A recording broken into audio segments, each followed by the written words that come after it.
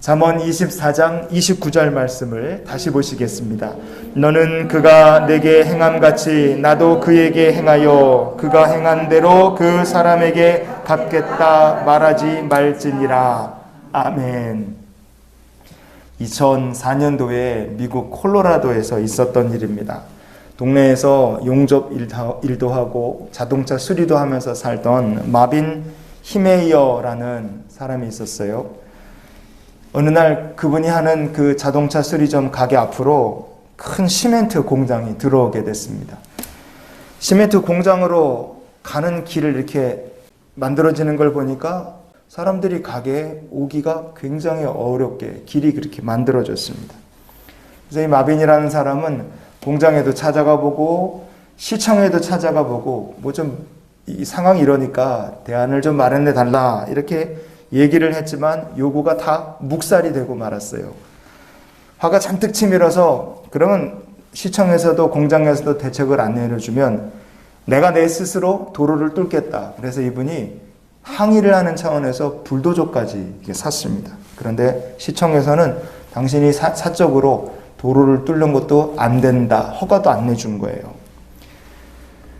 길은 완성이 됐고 길 사이에 이렇게 갇혀버린 그의 가게는 결국 사업이 망해버리고 말았어요.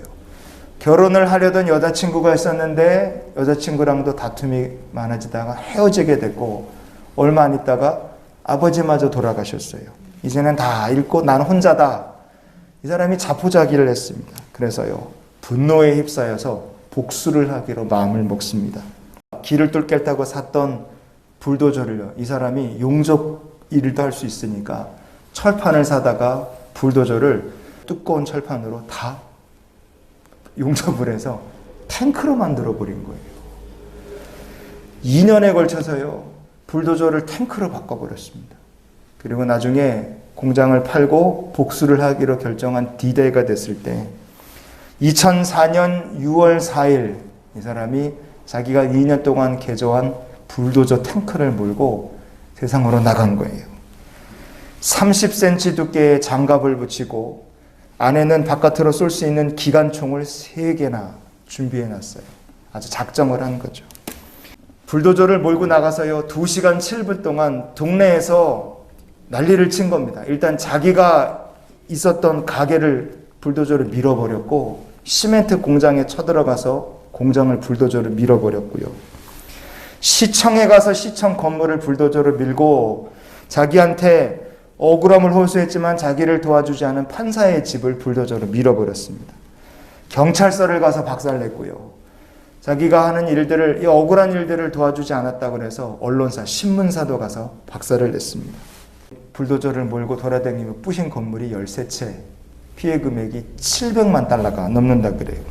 경찰에 포위가 됐는데 결국 어떻게 됐느냐. 불도저 안에서 자기가 준비한 권총으로 생을 마감해버리고 말았어요. 그렇게 사건이 끝났습니다.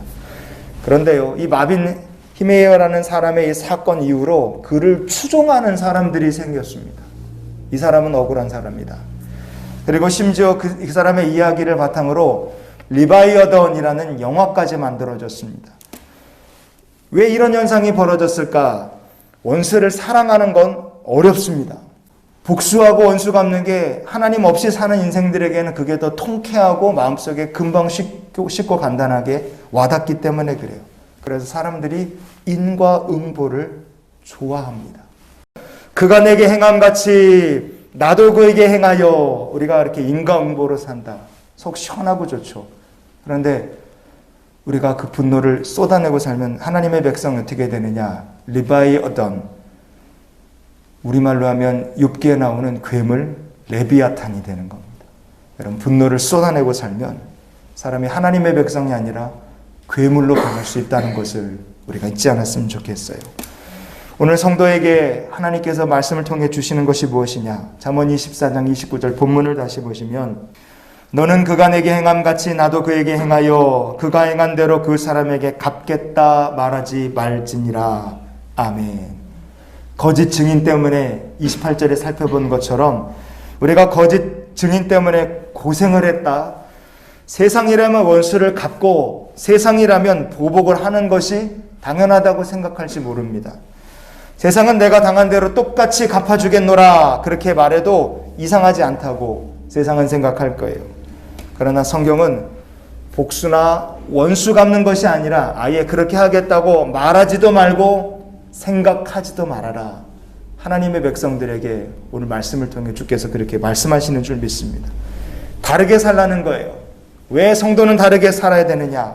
성도란 하나님의 주권에 원수를 갚는 일마저도 다 맡기고 사는 사람들이기 때문에 그렇습니다. 원수를 갚는다, 이것은요, 악인을 심판한다 하는 것은 모두 다 하나님의 주권 아래에 있는 일이기 때문에 그렇습니다. 오늘 말씀의 결론으로 로마서 12장 19절부터 21절 말씀을 같이 보기 원합니다. 내 사랑하는 자들아, 너희가 친히 원수를 갚지 말고 하나님의 진노하심에 맡기라. 악에게 지지 말고 선으로 악을 이기라. 아멘. 마음속에 분노를 담고 살면 우리가 화병 생긴다 그러잖아요. 마음속에 있는 분노가 얼마나 뜨겁습니까? 그런데 그 분노의 불덩어리에 다치고 불살 없어지는 거 다른 사람이 아니라 내 자신이더라 이거예요. 우리가 그 분노의 불덩어리를 바깥으로 쏟아내면 레비아탄 괴물같이 인생이 변해서 나도 망가지고 남도 망가지는데 제일 먼저 망가지는 건 자기 인생입니다.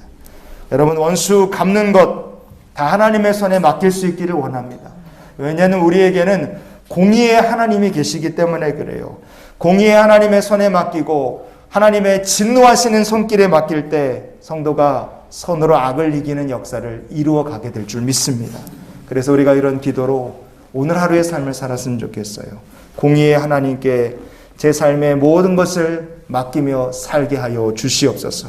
오늘도 선으로 악을 이길 수 있도록 말씀대로 살고 그 말씀대로 살아서 주님 주시는 참 평안 받아 누리는 하나님의 백성들이 되시기를 예수님의 이름으로 축원을 드립니다.